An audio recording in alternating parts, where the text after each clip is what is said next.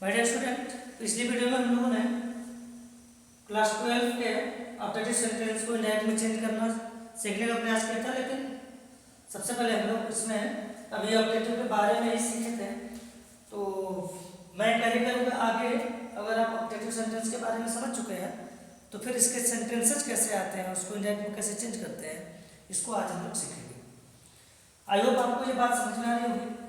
मैंने बताया था कि जिसमें किसी को दुआ शुभकामना प्रार्थना वगैरह हो तो वो ऑब्जेक्टिव सेंटेंस होता है। इसमें हम लोगों ने कुछ एग्जाम्पल भी देखा था, जैसे ईश्वर आपको कुछ बनाए, ईश्वर आपको दीर्घायु बनाए, भगवान करे आप क्या बाढ़ में चले जाओ, ऐसा ठीक है चलो बाढ़ में, कोई बात नहीं, हेल्प को ही बाढ़ करते हो, भगवान आपको नौकरी दे, ये सब चीज़ें हम लोगों ने लिखा था। इसके आगे आज मैं कैरी करूँगा और अभी हम लोग पढ़ेंगे आज किसके सेंटेंसेज आते हैं तो कैसे बनते हैं।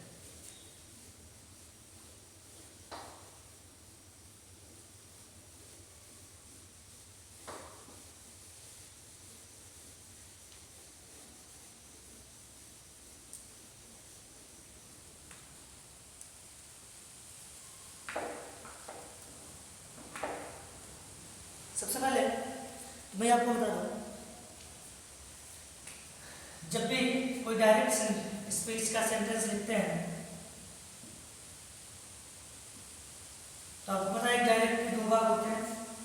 एक भाग जो कामा से पहले होता है और एक भाग जो कामा के बाद डबल इन्वर्टेड कामा में क्लोज होता है। ये पहले वाले भाग में मैं बता रहा हूँ, इसको कहते हैं रिपोर्टिंग वर्ब, जो मैं पहले भी पढ़ा चुका हूँ।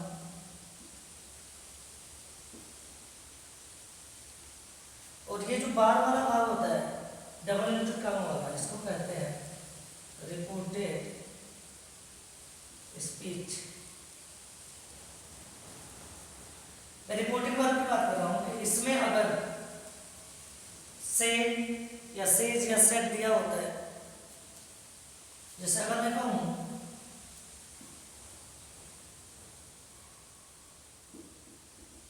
he said God bless you,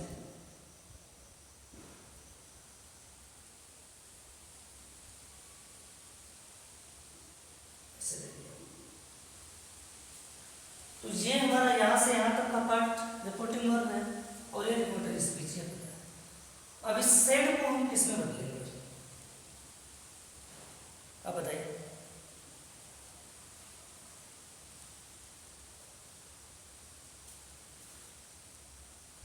हाँ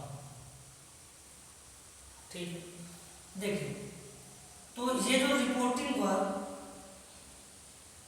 का सेड है, इसको रिपोर्टेड स्पीच के सेंटेंस के सेंस के अनुसार बदलेंगे। इसमें किसकी बात कर रहा है, दुआ बदुआ शुभकामना प्रार्थना, किसकी बात कर रहा है? जिसकी बात कर रहा होगा। अगर प्रार्थना की बात कर रहा है तो ये जो सेड है वो प्रेम में बदल जाएगा। अगर विश कर रहा है, दुआ कर रहा है तो विश में बदल दीजिएगा। अगर बदुआ कर रहा है तो कास्ट में बदल दीजिएगा। इसी तरह शुभकामना की बात कर रहा है या प्रार्थना की बात कर रहा है तो रिक्वेस्ट वगैरह में जिसमें भी जैसा सेंस होगा उसमें आपको बदल देना है। तो सबसे पहले चीज जो रिपोर्टिंग वर्ब का सेड होगा, उसको रिपोर्टिंग वर्ब के सेड को रिपोर्टेड स्पीच के भाव के अनुसार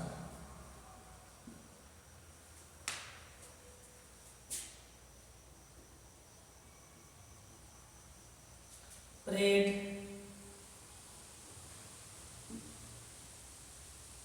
ब्लेस्ड,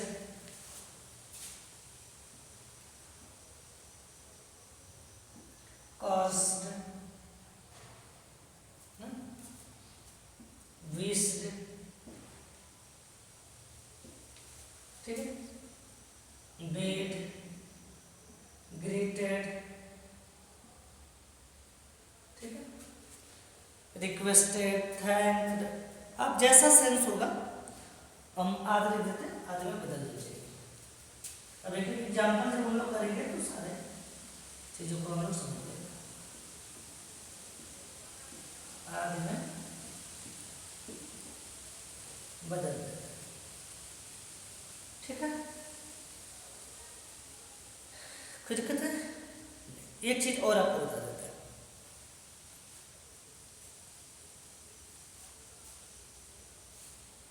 यहां नोट डाल के लिख लीजिएगा।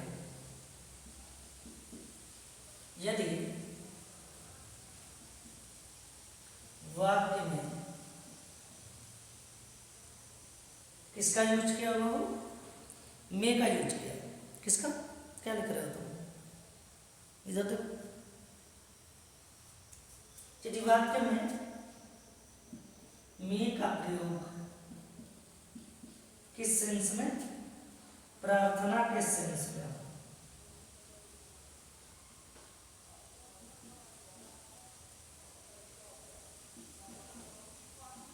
और मे का प्रयोग हुआ हो किसके लिए हुआ हो? प्रार्थना के सेंस में। प्रार्थना किससे मैंने पहले बताया? गॉड से, ठीक। यदि वाक्य में मे का प्रयोग किसके लिए हुआ हो? प्रार्थना के लिए, तो दो चीजें होती है, या तो हम ब्लेस्ड लिख सकते हैं क्योंकि कोई आशीर्वाद देगा तब भी ईश्वर से प्रार्थना करता है, या प्रे लिख सकते हैं। तो इस सेट को किसमें? या तो प्रेड में या ब्लेस्ड में बदल दीजिएगा। प्रेड में या ब्लेस्ड में बदल देंगे, ठीक है। किसमें बदल देंगे? प्रार्थना के भाव हो तो या तो प्रेड में बदल देंगे या ब्लेस्ड में बदल देंगे।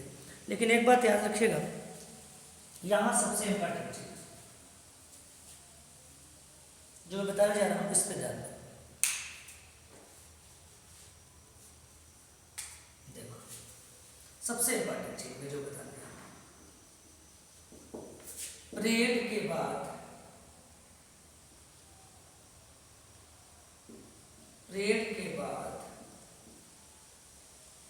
ऑब्जेक्ट का यूज नहीं करते हैं। प्रेड के बाद ऑब्जेक्ट का यूज नहीं करते हैं, जबकि ब्लेस के बाद करते हैं। दूसरा पॉइंट, ब्लेस के बाद करते हैं ना, ब्लेस के साथ करते हैं। ये बात याद रखना है। क्या? प्रेड के साथ ऑब्जेक्ट का यूज नहीं करते, जबकि विस्ट के साथ या ब्लेस्ड के साथ, विस्ट भी लगा सकते हैं, कोई दिक्कत नहीं। चलो विस्ट लिख देता हूं मैं। चलो, अगर ये लग रहा है आपको कि सर विस्ट लिख तो कोई दिक्कत नहीं, आप विस्ट लिख दीजिए। विस्ट या ब्लेस्ड, विस्ट के साथ करते हैं, विस्ट के साथ करते हैं, जबकि प्रेड के साथ ऑब्जेक्ट का यूज नहीं करते। क्यों नहीं करते हैं? जिससे देखिए, अब यहां हम लोग समझने का प्रयास करेंगे। अगर मैंने इसको लिख दिया कि he said to me God bless you, अब अगर मैं इसको इनडायरेक्ट में चेंज करूंगा तो एक बार देखते हैं हम लोग। मैंने, उसने मुझसे क्या कहा? मुझे कहा कि ईश्वर, तो ईश्वर से मेरे लिए प्रार्थना ही तो कर रहा है वो।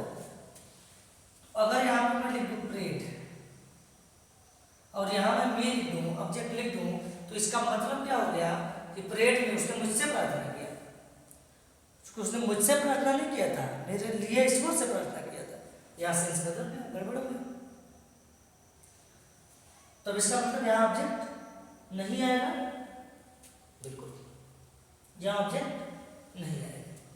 अब यहाँ पे डैट लगाइएगा और सब्जेक्ट लिखे प्रेड दैट गॉड, और अगर यहाँ में नहीं दिया है तो आप माइट लिख लीजिएगा, तब भी आपको लिखना होगा गॉड माइट ब्लेस, और ये सेकंड पर्सन है तो ऑब्जेक्ट बनेगा तो नहीं होगा, जानते हैं आप।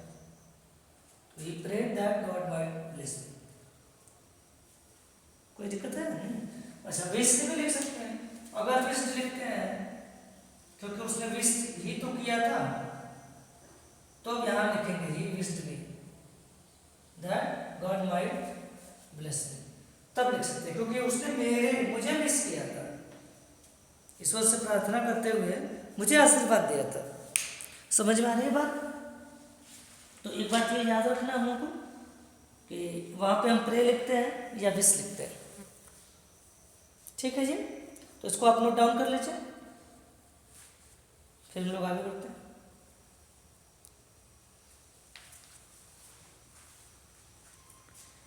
चलिए ठीक है, तो आज हम लोग इतना ही पढ़ते हैं, फिर हम लोग बाद में पढ़ेंगे। एक्सरसाइज करते रहिएगा और फिर बाद में मैं पढ़ता हूँ। ठीक है, तब तक के लिए बाय बाय।